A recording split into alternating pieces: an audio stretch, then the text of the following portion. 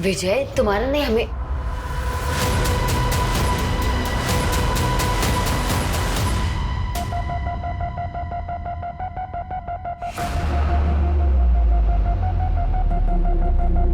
नंदा, कब तक हम विजय से ऐसे ही चुप चुप के मिलते रहेंगे? तुम चलो, हम कहीं भाग चलते हैं। तुम पागल हो गए हो क्या? मैं ऐसा भाग नहीं सकती। जैसा चल रहा है ना वैसे चलने दो। इसका मतलब विजय, जब तक तुम्हारी जिंदगी में तुम शादी नहीं करोगी। लेकिन आई तू ऐसा कर कैसे सकती है? प्रॉपर्टी माझी है, इसमें से मैं तुझे कुछ भी नहीं देने वाली हूँ। अरे अगर ये जमीन तेरे नाम पे कर देना तो तू उसे भी बेच के खाएगा। पहले 2 रुपए तो कमा के दिखा मुझे, हैं? अक्खा दिन मवालीगिरी करते घूमता है। तेरे को पहले ही बोल रहा हुआ, उस जमीन पर मेरा भी हक है। चुपचाप उसे मेरे नाम पे कर दे, वरना तुझे घर से बाहर निकाल दूंगा, समझी? तू मुझे घर से बाहर निकालेगा? ये मेरा घर है, और ये हरकत फिर से की ना, मैं तुझे घर से बाहर निकाल दूंगी। अगर आइंदा मुझे घर से बाहर निकालने की बात की ना तो। आंटी आप ठीक तो है ना? पागल हो गया है?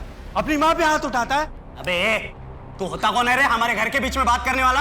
वो तो आई की मेहरबानी है करके तू यहाँ रह रहे, समझा ना? मेहमान है, मेहमान की तरह रहे। मनीष देख बोल रहा हूँ, अगर दोबारा ऐसी गलती की ना पुलिस में कंप्लेन कर दूंगा। अबे ये धमकी किसी और को देना, समझा क्या? पुलिस में कंप्लेन करेगा, जा कर लेना जो करना है। कितना खून निकला। कोई अपनी माँ पे हाथ उठाता है क्या? और आप कब तक ऐसे सहती रहेंगी? अरे वो हमारी कोथरूड वाली जमीन है ना, वो मैंने मेरी बेटी सीमा के नाम कर दी, और मनीष को ना पूछा ना बताया, इसलिए वो नाराज हो गया है। गलती तो मेरी ही है ना। गुस्से में हाथ उठाना मनीष की गलती है। कब तक आप उसकी गलती को अपनी गलती बोलकर ऐसे सहती रहेंगी? भगवान न करे कल के दिन कुछ हो गया तो? सरला आंटी, ये क्या हुआ? कैसे लगा ये? आप ठीक हो ना? अरे काव्या बेटा, बस बस, वो मैं फिसल गई और मुझे चोट आई, लेकिन पंकज ने देखो ना पट्टी करके दी है मुझे। फिर झूठ ना, ये मनीष ने किया है ना? मेरे ही पिछले जन्म के कुछ भोग होंगे जो तुम दोनों मेरे बच्चे नहीं हो। आंटी हम बच्चे ही तो हैं आपके। देख सीमा, मैं तुझे प्यार से बोल रहा हूँ, वो जमीन चुपचाप मुझे वापस कर दे। काव्या, हाय काव्या। शट अप मनीष, तुम्हारे जैसा गिरा हुआ इंसान मैंने आज तक नहीं देखा है। चलिए आंटी।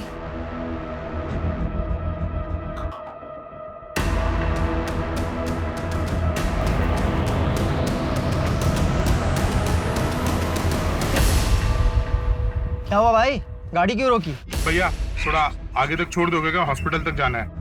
मेन रोड तक छोड़ देता हूँ, वहां से ऑटो मिल जाएगा। मेरा कस्टमर पिकअप के लिए वेट कर रहा है। अच्छा ठीक है भाई। आओ बेटा।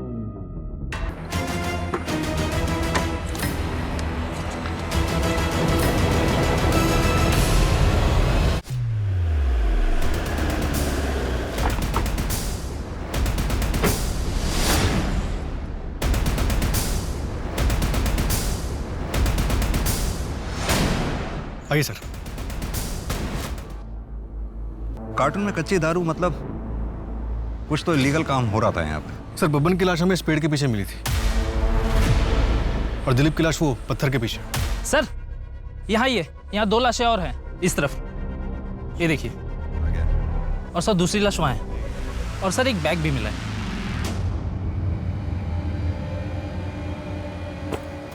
लेकिन सर इसमें सिर्फ कागज के टुकड़े हैं, ये देखिए।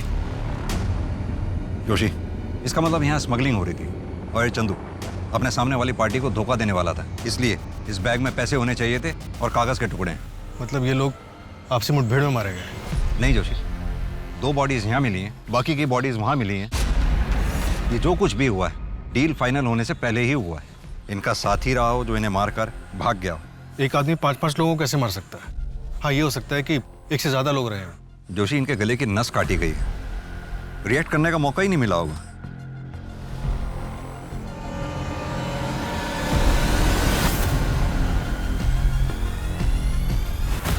फॉरेंसिक टीम को बुलाओ, इसे एनालिसिस के लिए भेजो।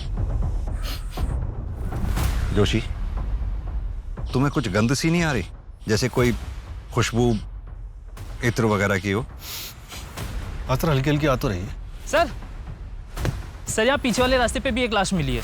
सर कंट्रोल रूम से इन्फॉर्मेशन मिली है, राजेंद्र नगर के बैक रोड पर एक कैब खड़ी है, उसमें खून के धब्बे हैं। चलो।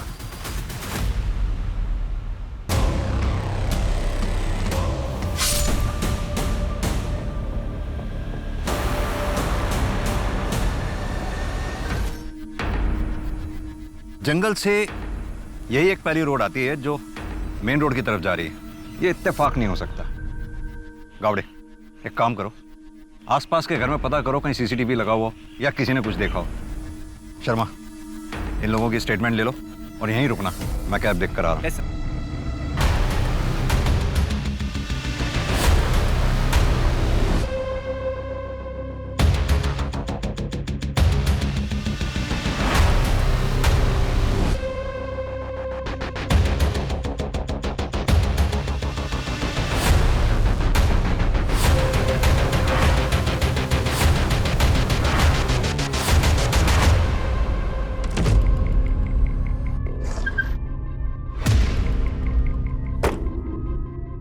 सर, गाड़ी में खून के धब्बे लेकिन कोई लाश नहीं है। और सर, ये सिम कार्ड और किसी योगेश मिश्रा का ड्राइविंग लाइसेंस मिला है। शायद यही कैब का ड्राइवर होगा। इस आदमी की लाश तो हमें बैक रोड पे मिली है। कैब चुराने के लिए योगेश मिश्रा को मारा गया होगा। हाँ, हो सकता है जोशी, लेकिन अगर कैब चुराने के लिए ही योगेश का मर्डर किया जाता तो गाड़ी इस तरह से रास्ते के बीचों बीच छोड़कर कातिल नहीं जाता। तो शायद गाड़ी खराब हो गई होगी। और सर, एक और बात, गाड़ी में सेम इत्र की खुशबू आ रही है जो हमें जंगल वाली बॉडीज में मिली थी। चेक करो।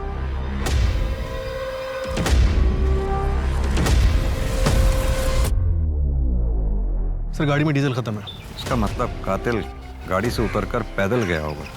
जोशी, एक काम करो, पेट्रोलिंग कड़ी करवाओ, इससे पहले कि वो कातिल किसी और को अपना शिकार बनाए, हमें उसे धर दबोचना हो। सर,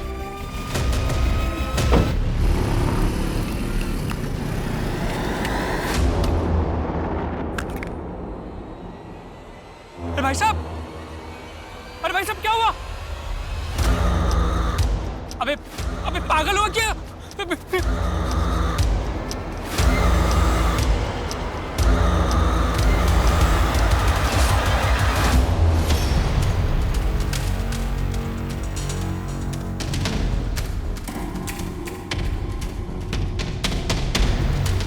आसपास कोई सीसीटीवी भी नहीं। जोशी, अपने 20 साल के कैरियर में मैंने पहले ऐसे कभी केसेस नहीं देखे। समझ में नहीं आ रहा है कि ये किलर एक है या कोई पूरा गैंग।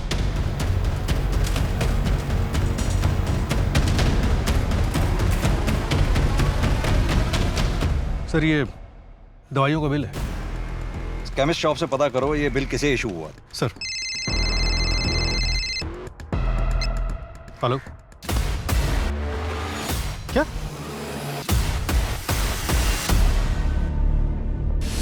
क्या ये? कल रात में 3 गेस्ट आए थे, अंदर एंट्री है, तेरे रजिस्टर में एंट्री नहीं है। रात भर सोने के पैसे देता हूं मैं। Sorry sir. और श्रुति कहाँ मर गई? आई क्यों नहीं अभी तक? सर, उसकी पापा की तबीयत खराब है। भाई साहब, वो एक रूम मिलेगा क्या? हाँ सर, आइए ना, आइए सर, वेलकम।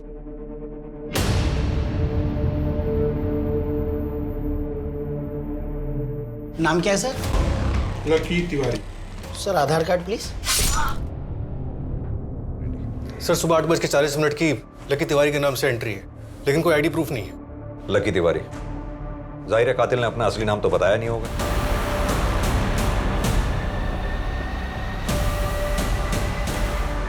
सर, कोई सीसीटीवी नहीं है।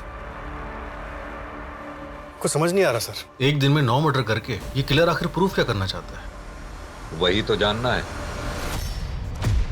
न जाने कैसे मीडिया वालों को भनक लग गई और वो जंगल वाले क्राइम स्पॉट पे पहुंच गए सर। सर, आप टेंशन ना लें सर, इस केस को मैं खुद मॉनिटर कर रहा हूं। जी, जल्दी कंट्रोल करेंगे सर। जी सर, मैं आपको अपडेट करता रहूंगा। ओके सर, जय हिंद।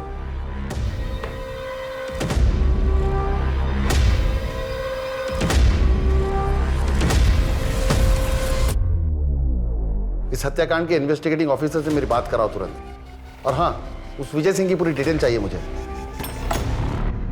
अरे विजय, क्यों भड़का रहे लोगों को मेरे खिलाफ? भड़का नहीं रहा हूँ शेट्टी साहब, उनको उनका हक दिला रहा हूँ जो आप नहीं देना चाहते। कौन बोला है?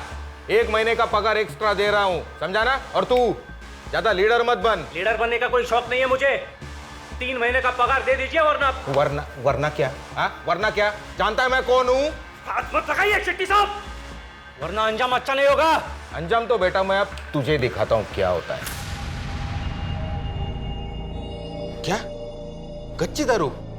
नहीं सर, वो मैं पहले करता था, अभी वो बंद कर दिया। अभी सिर्फ देसी दारू, वो भी लीगल है सर। ये कच्ची दारू का धंधा विजय करता होगा सर, मेरे पीठ पीछे। विजय के साथ झगड़ा हुआ था तुम्हारा?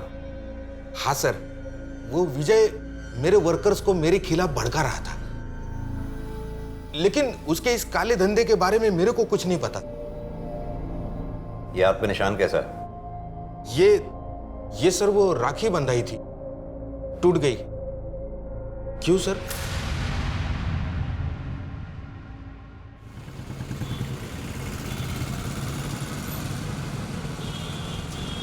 पापा मुझे अब बिल्कुल अच्छा नहीं लगता, यहाँ मुझे कोई प्यार नहीं करता। ऐसा नहीं बोलते कनक बेटा, मम्मी नानू जी कितना प्यार करते तुमसे।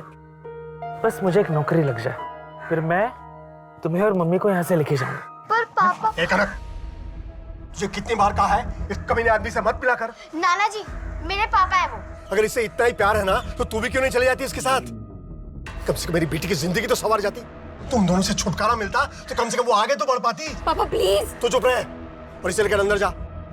चल अंदर जा। और तू दोबारा यहाँ कदम में मत रखना, वरना मुझसे बुरा कोई नहीं होगा। सर, पोस्टमार्टम रिपोर्ट के मुताबिक खुरपी जैसे किसी हथियार का इस्तेमाल किया गया, सीधा गर्दन की नस पे वार। खुरपी?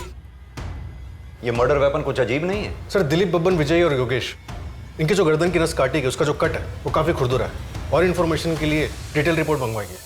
और सर, गिरीश के घर वालों से बात हुई, उन्होंने बताया कि गिरीश अपने घर से बाइक लेके निकला था जो गायब है। सर, उसके नंबर प्लेट से उसे ट्रैक करने की कोशिश कर रहे हैं। जोशी, इस जंगल वाले हत्याकांड में एक्चुअल टारगेट कौन था, इसके बारे में पता लगाना हमारे लिए बहुत जरूरी है। सर, विजय दिलीप और बब्बन का बॉस था, हो सकता है उसी के साथ किसी ने दुश्मनी निकाली हो। विजय की पत्नी नंदा से बात हुई, उसे इस दारू की स्मगलिंग के बारे में कुछ नहीं पता। और रही बात योगेश और गिरीश की, ये दोनों मुझे मेन टारगेट नहीं लगते। इनका किलर को मिलना इत्तेफाक हो सकता है। अब बाकी बचे वो लोग, लॉज का मालिक रोहित तोमर और वहां का सिक्योरिटी गार्ड गणेश, उनके बारे में कुछ पता चला? सर, रोहित की पत्नी अभी शहर में नहीं है, कल तक पहुंचेगी। बाबा, बाबा, आई खाना खाने बुलाई। अबे नालायक, सब बिगाड़ दिया ना तूने। नंदा जल्दी तो, टिफिन लेट हो रहा है। हाँ हाँ, बस 1 मिनट, बस रेडी है। हाँ आज रात को लेट आऊंगा, ठीक है? ठीक है, बाय बाय।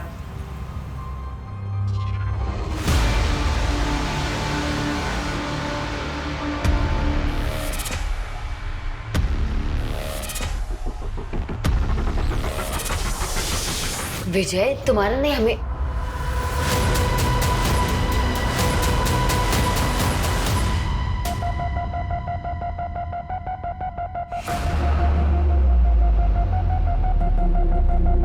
नंदा, कब तक हम विजय से ऐसे ही चुप चुप के मिलते रहेंगे? तुम चलो, हम कहीं भाग चलते हैं। तुम पागल हो गए हो क्या? मैं ऐसा भाग नहीं सकती। जैसा चल रहा है ना, वैसे चलने दो। इसका मतलब विजय जब तक तुम्हारी जिंदगी में, तुम शादी नहीं करोगी।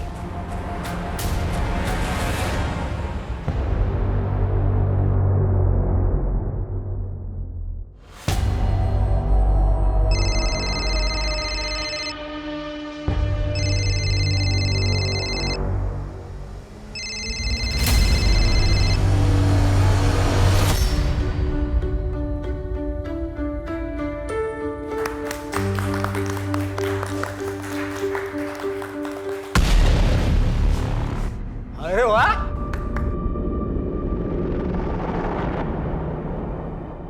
तुम तो बड़ी खूबसूरत लग रही हो। और ये मनीष, बे पता है, जा रहा हूं, लेकिन तू शादी भले ही इससे कर रही है, सुहागरात तो मैं ही मनाऊंगा ना।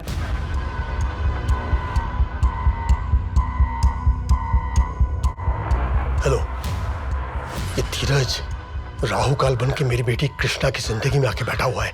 जब तक ये रहेगा तब तक मेरी बेटी आगे नहीं बढ़ पाएगी, इसलिए इसे तुरंत रास्ते से हटाना होगा, कैसे भी, और आज ही।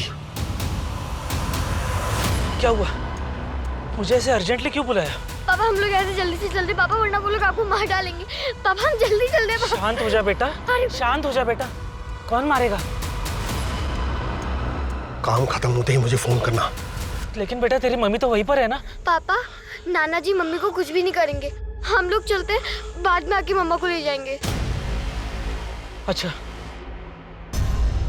लेकिन विष्णु जी, आप तो कह रहे हो धीरज गुप्ता कनक के पिता है, तो उनके साथ जा सकती है ना, गलत क्या है उसमें? अरे सर आप समझ ही नहीं रहे हो, मेरी नातिन कल रात से गायब है और उस धीरज ने कुछ गड़बड़ किया है। एक नंबर का कमीना है वो, आप पकड़िए उसे। सर मैं अपने मतलब धीरज के घर भी जाकर आई, पर वहाँ पे ताला लगा हुआ है। मुझे बहुत चिंता हो रही है सर, आप प्लीज उन दोनों को ढूंढ लीजिए, नहीं वो किसी मुसीबत में ना हो सर। प्लीज सर, प्लीज उन्हें ढूंढ लीजिए। सर वो मेडिकल शॉप जिसकी रिसीट मिली थी वो पिछले कुछ दिनों से बंद है, उसका ओनर गायब है, हम उसे ट्रैक कर रहे हैं। और शेट्टी, उसके बारे में कुछ मिला? सर उसका सीडीआर और कॉल लोकेशन सब क्लीन है। विजय के मर्डर वाले दिन वो अपने घर पे ही था। जोशी, अगर शेट्टी को ये काम करना ही होता तो वो अपने हाथ गंदे क्यों करेगा? हो सकता है इस काम के लिए उसने सुपारी दी हो। अपना खबरी नेटवर्क एक्टिवेट करो। Okay sir. सर एक अजीब बात पता चली, एक ऑटो वाले ने हमें बताया कि उसने क्राइम सीन के पास एक औरत को ड्रॉप किया था और विजय की बीवी नंदा का कॉल लोकेशन सुबह 5:30 बजे क्राइम सीन के पास था और नंदा के सीडीआर में गैंगस्टर राकेश मोरे का नंबर भी मिला है। ये नंदा को थाने बुलवाओ।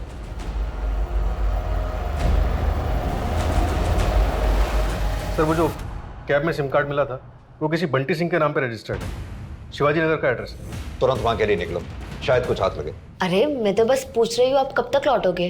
जैसे ही काम खत्म होता है घर आ जाऊंगा। अब मेरा दिमाग पर। हेलो क्या हो गया? हेलो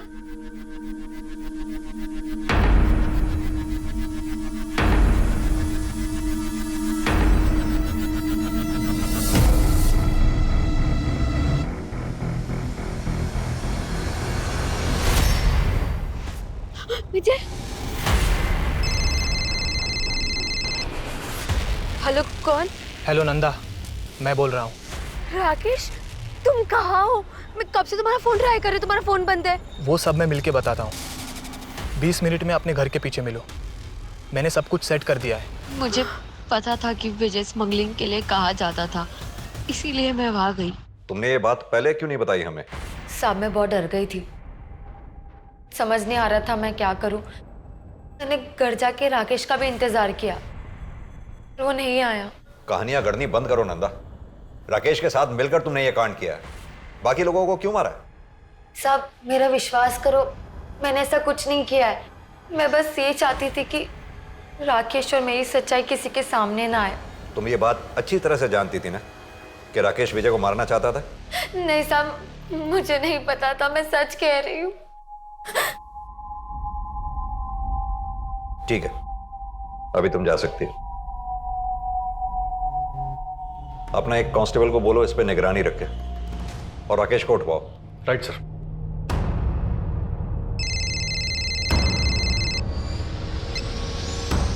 जय हिंद सर। केस का क्या स्टेटस है सिंह? सर ये विजय कच्ची दारू स्मगल करता था, हम स्मगलिंग का एंगल भी इन्वेस्टिगेट। नहीं मुझे नहीं लगता कि विजय की वजह से इतने मर्डर हुए होंगे।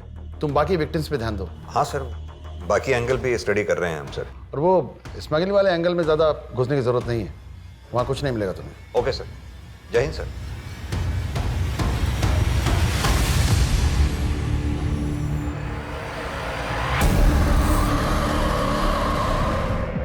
बॉडी पर कोई गहरी चोट के निशान नहीं है, बच्ची को गला दबा के मारा है।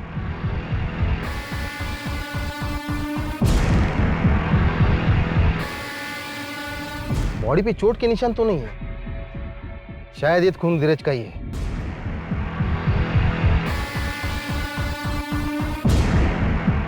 नौ नंबर का जूता है, इसे फॉरेंसिक भेजो और पता करो किस दुकान में बिका है। शायद ये भी धीरज का ही है। प्रकाश, हमसे बहुत बड़ी गलती हो गई, हमने इस केस को हल्के में लिया। अब तुरंत धीरज के घर जाओ और अच्छे से तलाशी लो।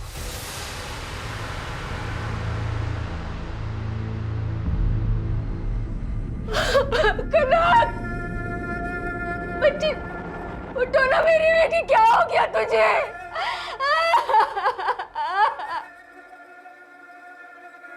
देखिए कृष्णा जी, हम आपकी हालत समझ सकते हैं, लेकिन आगे इन्वेस्टिगेशन कंटिन्यू करने के लिए आपसे कुछ सवाल पूछने जरूरी है।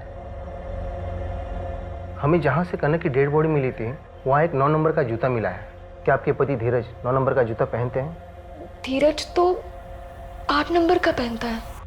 और आपके पिता विष्णु जी? सर वो पापा शायद 9 या 8 नंबर का पहनते हैं। सर शेट्टी के राइट हैंड सतीश के सीडीआर में हिस्ट्री शीटर मुन्ना का नंबर मिला। इन दोनों के बीच पिछले महीने काफी बातचीत हुई थी। उठा लो इस मुन्ना को। और सर ये रोहित को लैंड माफिया यशवंत से काफी धमकियां मिल रही थी। दुगनी कीमत दे रहा हूं, ले ले। और मुझे जो चाहिए वो मुझे दे दे, वरना क्या? और तेरी धमकियों से डरने वाला नहीं हूं मैं। रुक, अभी पुलिस को फोन कर। सर छोड़ दीजिए सर।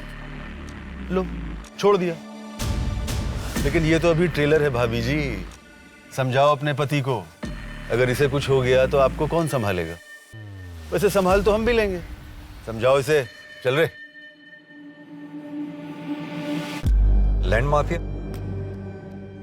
जमीन के लिए मर्डर करना या कराना आम बात हो गई है आजकल। ये रोहित के मर्डर के वक्त लैंड माफिया यशवंत कहां था? शहर में नहीं था सर। अगर रोहित इसका टारगेट था तो फिर इसने विजय और उसके लोगों को क्यों मारा होगा? सर यशवंत और शेट्टी दोनों पुराने दोस्त हैं। यानी कि इन मर्डर से दोनों को फायदा हो रहा था। एक तीर से 2 निशाने। किस बात का कन्फेशन? अगर मुझे रोहित को मरवाना होता तो उसे ऐसे गायब करवाता कि उसका नामो निशान तक पता नहीं चलता। ए इंस्पेक्टर, ज्यादा होशियारी नहीं। ये गलती एक बार तो माफ कर रहा हूँ। सरकारी नौकर हो ना, मेरे बारे में पता करो कि मैं कौन हूँ और मेरी पहुंच कहां तक है। और अगली बार बिना सबूत के मेरे पास मत आना, नहीं तो ऐसी जगह ट्रांसफर करवाऊंगा कि सारी हेकड़ी धरी की धरी रह जाएगी। हो गई 4 धाम की यात्रा। यहाँ पोथी गायब थी और आप गए थे अपने पाप धोने। अरे लेकिन मैं तो उसके सलामती के लिए माथा टेकने गया था। ये जूता आपका है? नहीं। आपके जूते देख के लग रहा है ये 9 नंबर के होंगे। हाँ तो? हमें कनक की डेड बॉडी के पास 9 नंबर का जूता मिला है। लेकिन आपका कहना है कि मैंने मेरे नाती को। दिमाग खराब हो गया है क्या आपका? ये जूता भी मेरा नहीं है तो किस बुनियाद पर आप ये कह रहे हैं? हाँ ये मेरी है, लेकिन ये आपके पास कैसे? धीरज के घर में मिली। झूठा तो था ही, चोर भी था मतलब कनक की तरह उसे भी मार दिया। देखिए ये सब फालतू चीजें दिखा के ना आप कुछ साबित नहीं कर पाएंगे। ठोस सबूत हो तो मुझे यहां बुलाइएगा। चल रहा हूं मैं। सर एक एनजीओ है आरजू, जहाँ पे वॉलंटियर्स भंडारा करते हैं और मेला लगाते हैं, जहाँ पे लोकल लोगों की बनाई हुई चीजों को बेचा जाता है। उसी में इत्र भी बिकता है, वैसा ही जैसे हमें क्राइम साइट पे मिला था। सर एनजीओ के वॉलंटियर्स की लिस्ट में एक नाम सामने आया, नटवर मलिक। और मेडिकल शॉप के ओनर ने बताया कि जो रिसीट बनाई गई थी वो किसी नटवर के नाम से बनाई गई थी, और जो दवाई ली गई थी वो बिना डिटेल्स के बेची नहीं जा सकती। जोशी, अगर ये नटवर ही किलर है तो बहुत शातिर खिलाड़ी है ये। परफेक्ट कवर लिया है इस एनजीओ का उसने। तूने ही पैदा किया ऐसे औलाद को।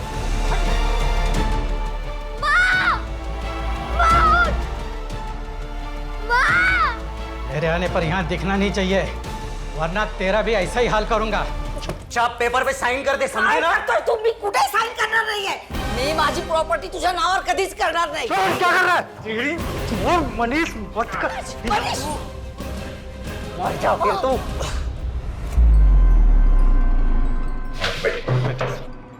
नटवर यही एनजीओ होम में रहता था, लेकिन 4 महीने पहले वो किसी को बिना कुछ बताए यहाँ से चला गया। उसका कुछ सामान पड़ा है, मैं आपको दिखाता हूँ।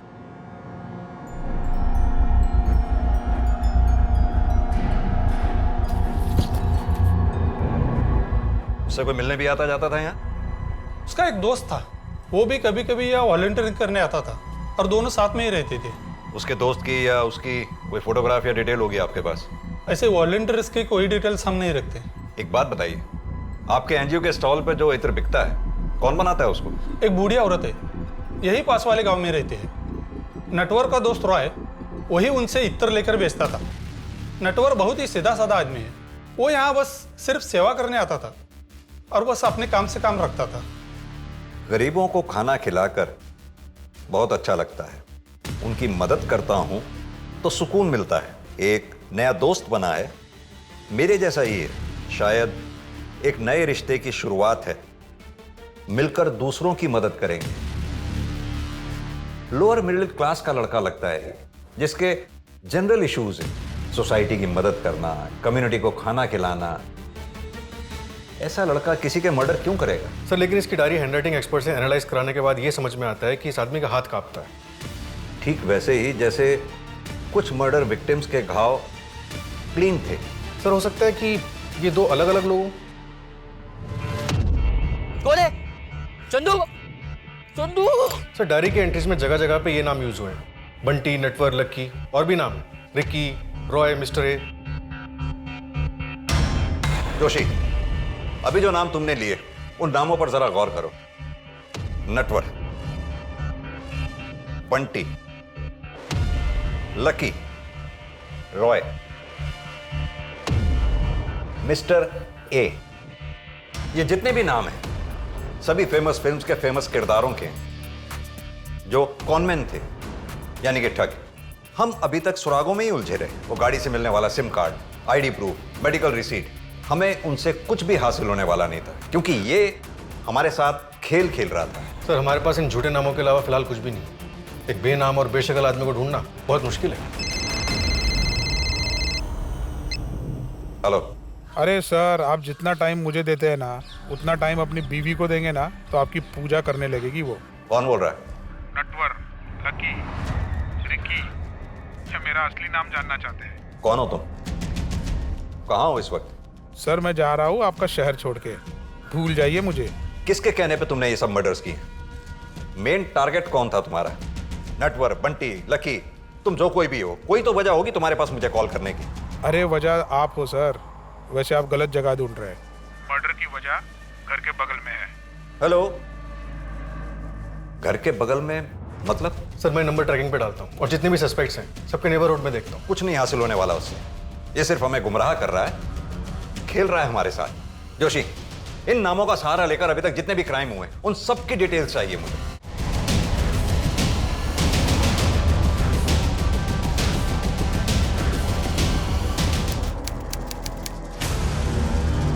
कोलकाता वाले हत्याकांड की सारी डिटेल्स आ गई। तुम्हारा कहने का मतलब है 19 मर्डर्स हुए हैं वहां? हाँ सर, वही है। सारे मर्डर्स एक ही तरीके से किए गए और सर एक फिंगरप्रिंट भी मिला है, लेकिन वो रांची वाले फिंगरप्रिंट से मैच नहीं करता। हो सकता है शायद दोनों पार्टनर्स के फिंगरप्रिंट्स हो। डेटाबेस चेक किया तुमने? किसी भी कॉन्ट्रैक्ट क्लियर के साथ कोई भी मैच नहीं हुआ। सिर्फ ये प्रोफाइल शॉट मिला धुंधला सा। जिस गली में मर्डर हुआ उसकी अगली गली में भागता हुआ दिखा था। काफी अंधेरा था। इसकी गर्दन पर कोई चोट का निशान है या फिर कोई टैटू हो सकता है। एक काम करो, ये प्रोफाइल फोटोग्राफ लैब में भिजवाओ और अपनी सुपरविजन में क्लीन करवाओ। शायद कोई टैटू का डिजाइन मिल जाए। मिस्टर नटवर, कहां छुपे हो तुम?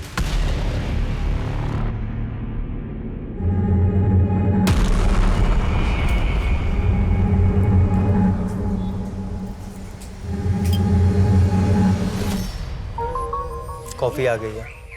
आ रही हूँ। पंकज, कल चले अंगूठी देखने के लिए?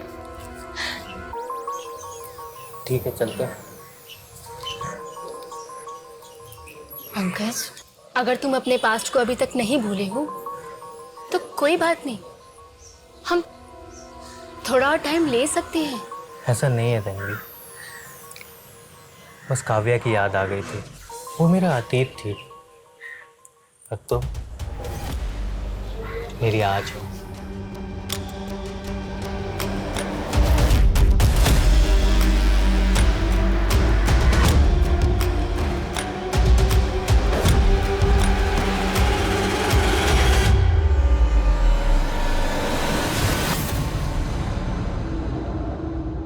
रुको, कहाँ जा रही हो तुम? मार्केट। और आप घबराइए मत, मैं वापस आ जाऊंगी। वैसे भी कहीं जाने के लिए अब कुछ बचा ही नहीं है मेरे पास। सर, पुणे के केस के बारे में पता चला है, लेकिन 2016 का है। कितने विक्टिम्स थे? 2। सरला दीक्षित, किलर की अपनी माँ, और उनके पड़ोसी काव्या दवे। अपनी माँ? ये कंफर्म्ड है? किलर का नाम है मनीष दीक्षित। ये रहा उसका फोटो। अपनी माँ के मर्डर केस में प्राइम अक्यूज्ड है। ठीक उसी तरह से खुरपी से मारा गया था। इनके साथ एक आदमी रहता था, पंकज, जो इस केस का प्राइम विटनेस है। सर पिछले 4 साल से पुलिस प्रोटेक्शन में। पुणे पुलिस ने उसे किसी दूसरे शहर में सेटल किया जब तक ये मनीष नहीं मिल जाता। इसकी फोटोग्राफ देश भर के पुलिस स्टेशन में सर्कुलेट कराओ। अपना खबरी नेटवर्क एक्टिवेट करो। 9 महीनों में पहली बार इस किलर को शक्ल मिली है।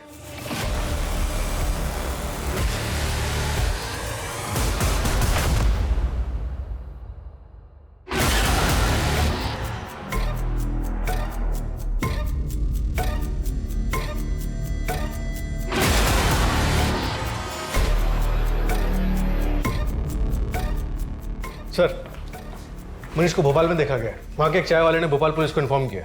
तुरंत एक टीम रेडी करो, भोपाल पुलिस को बैकअप रिक्वेस्ट के लिए बोलो। ये मनीष का, रोहित या विजय, इनमें से किसी से कनेक्शन मिला कुछ? नहीं सर, कोई कनेक्शन नहीं मिला। मुझे कुछ तो मिसिंग लग रहा है।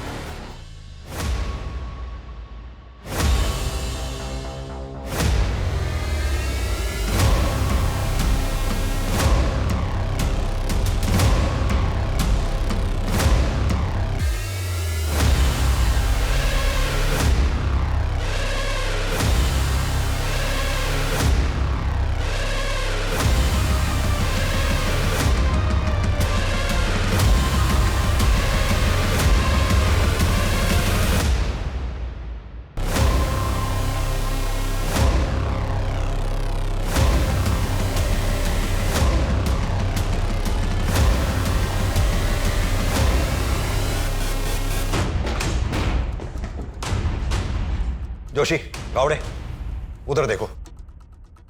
तुम मेरे पीछे आओ। तन्वी, ठीक तो हो तुम? देखो जरा, कहाँ है जोशी?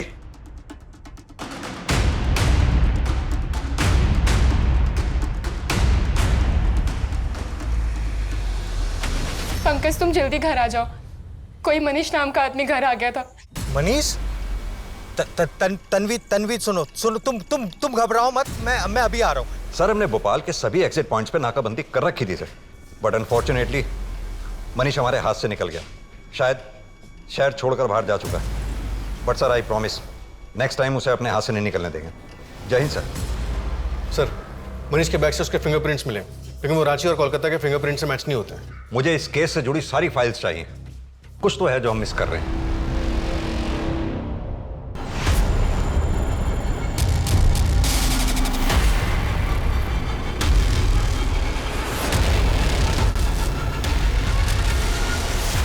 अरे गावड़े, मुंबई की फाइल नहीं, लखनऊ की फाइल चाहिए भाई। कहां हो तुम? इतनी महीनों से कड़ी मेहनत कर रहे हैं, प्रमोशन करवा दूं आपका? कौन? इतने दिनों से आप मुझे ढूंढ रहे हैं और आज जब आपके सामने हूं, आपने पहचाना भी नहीं। दिल तोड़ दिया आपने।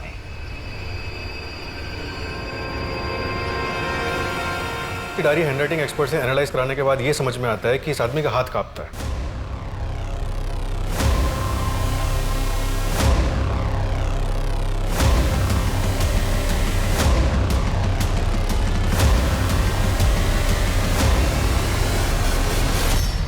किस नाम से पुकारूं तुम्हें? आपके साथ अपना सा लगता है, भले ही दूर का हो, पर रिश्ता लंबा सा लगता है। कार्तिक, कार्तिक शुक्ला कह के बुलाइए, जो नाम मेरी माँ ने मुझे दिया था। मनीष तुम्हारा पार्टनर है? मेरा पार्टनर तो कोई और है। मनीष तो मुझसे बदला लेने आया था। बदला? अपनी माँ का बदला लेने? काफी स्मार्ट हैं आप, इसीलिए तो आप मुझे पसंद हैं। एक झटके में किसी की जान लेने में जो नशा है, जो सुकून है, खैर वो आप नहीं समझोगे। बकवास बंद कर और सीधी तरह से ये बता कि तेरा साथी कौन है और कहाँ है। फिलहाल तो तन्वी के घर के पीछे जो गली है, मकान नंबर 4, वहां पे मिलेगा वो। क्या नाम है उसका? कौन है वो? इस बार बहुत बड़ा हाथ मारा है ना तूने। तन्वी नाम है ना उसका?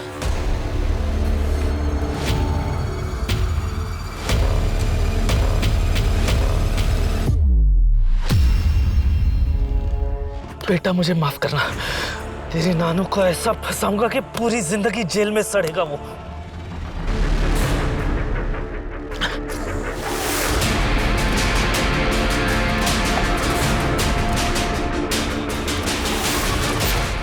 तो बोर नहीं हुआ इन सब चीजों से? ये सारा खेल पुराना सा लगता है। अब लोगों को मारना इतना आसान हो गया है, कोई मजा ही नहीं रहा यार अब इन सब चीजों में। तुझे आना है तो आ, वरना मत आ। मैं अकेले हाथ साफ कर लूंगा उस पर। चल ठीक है, कल का प्लान करते हैं।